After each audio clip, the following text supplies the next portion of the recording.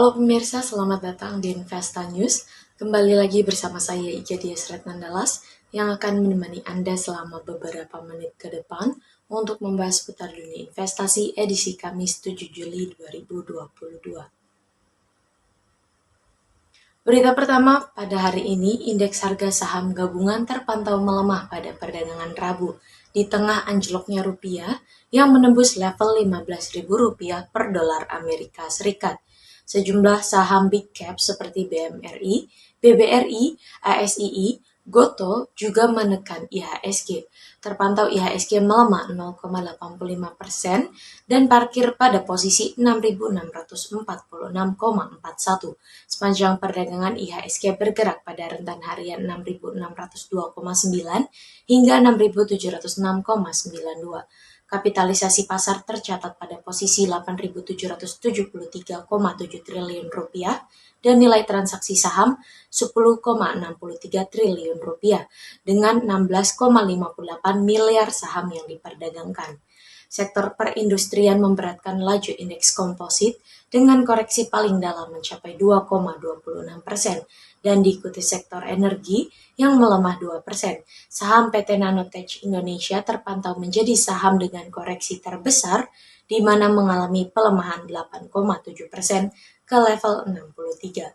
Kemudian terdapat juga saham PT Superkren Mitra Utama yang turun 7% menuju 1.130.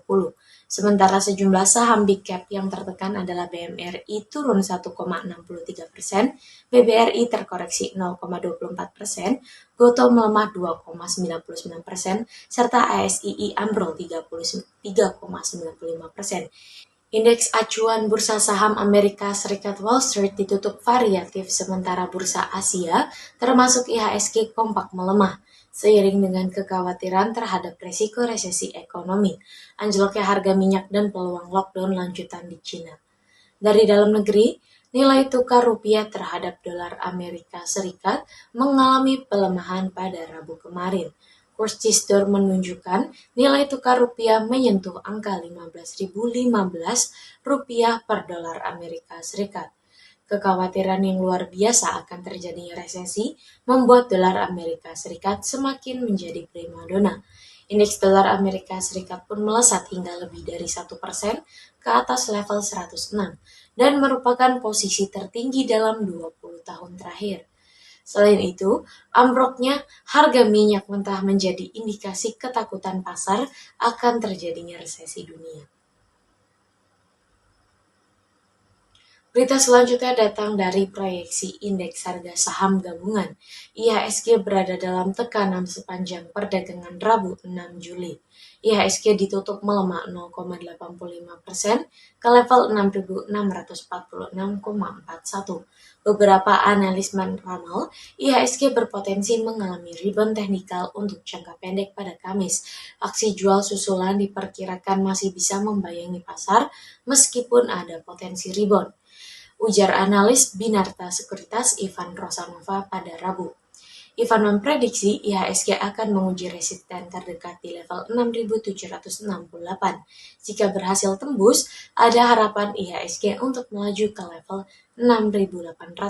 Sebaliknya, jika resisten terdekat gagal ditembus, peluang koreksi susulan dapat terjadi lebih cepat.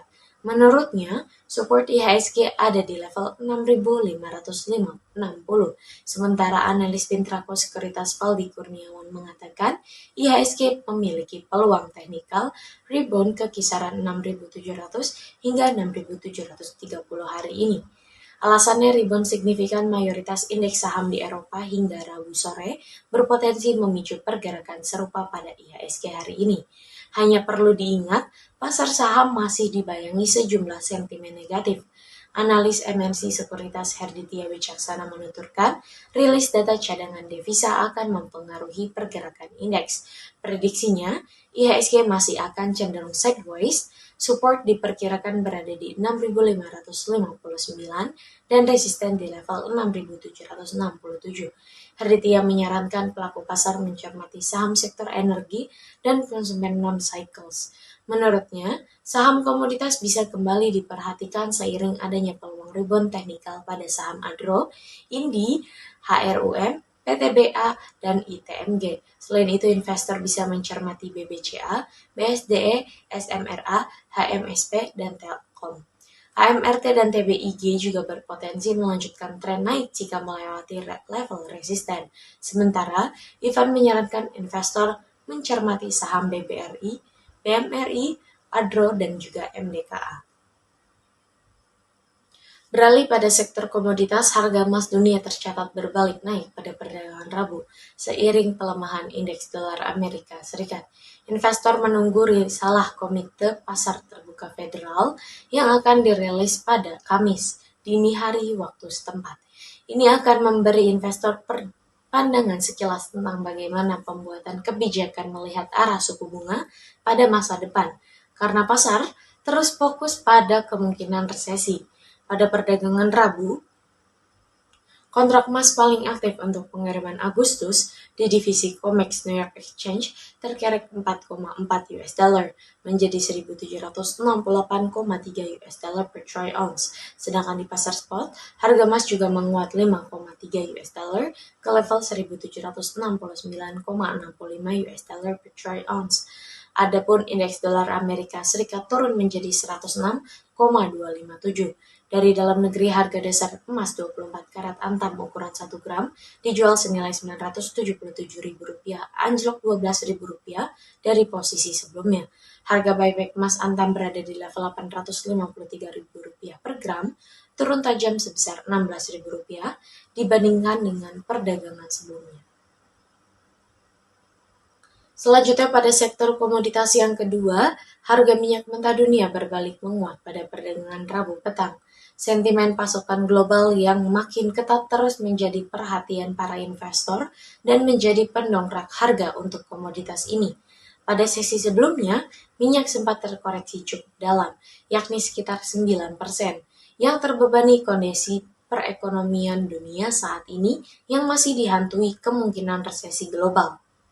Selain itu, terjadi pembatasan mobilitas di beberapa wilayah di Cina yang akan berdampak makin merosotnya permintaan dari negara konsumen kedua dunia tersebut. Pada perdagangan Rabu petang, 6 Juli pukul 15.20 waktu Indonesia bagian Barat, harga minyak West Texas Intermediate untuk pengiriman Agustus 2022 menguat 1,01% menjadi 100,50 US dollar per barel di New York Mercantile Exchange. Harga minyak mentah Brent untuk pengiriman September juga menguat 1,55% menjadi 104,36 US dollar per barel di London Ice Futures Exchange. Dari segi pasokan, pemerintah Norwegia pada Selasa melakukan intervensi untuk mengakhiri pemogokan pekerja di sektor perminyakan yang telah memangkas produksi minyak dan juga gas. Sementara itu, para petinggi OPEC menyatakan bahwa industri menghadapi beberapa masalah karena kurangnya investasi selama bertahun-tahun. Keterbatasan pasokan dapat dikurangi jika ekspor tambahan dari Iran dan juga Venezuela telah diizinkan. Berita penutup kita pada pagi hari ini, rupiah diperkirakan melemah lagi hari ini. Pelaku pasar akan merespon rilis notulensi rapat The Fed. Analis DCFX Futures Lukman Leo mengatakan, isi notulensi rapat The Fed diperkirakan masih bernada hawkish. Tekanan akan kembali lagi menjelang rilis data non-farm payroll pada Jumat. NFP diperkirakan turun ke kisaran 268.000 hingga 300.000 dari 390.000. Kepala Ekonom Bank Permata Joshua Pardede mengatakan, rupiah juga diliputi kekhawatiran terkait perlambatan ekonomi pasca Cina kembali dilanda COVID-19. Joshua memperkirakan rupiah masih akan melemah dan baru menguat secara gradual pada Agustus. Ini karena kebijakan less hawkish The Fed pasca perlambatan ekonomi Amerika Serikat. Rupiah juga akan kembali menguat akibat peningkatan suku bunga Bank Indonesia. Lukman memperkirakan kurs rupiah hari ini akan bergerak antara 14.925 hingga 15.200 rupiah. Proyeksi Joshua, rupiah bergerak dengan kisaran 14.950 hingga 15.050 rupiah. Rabu, kurs spot rupiah turun tipis 0,04% ke Rp14.999. Sementara kursus Bank Indonesia turun 0,16% ke Rp15.515 per dolar Amerika Serikat. Berita tersebut menjadi berita penutup kita pada perjumpaan pagi ini. Saya Gades Retanggalas pamit undur diri. Sampai jumpa.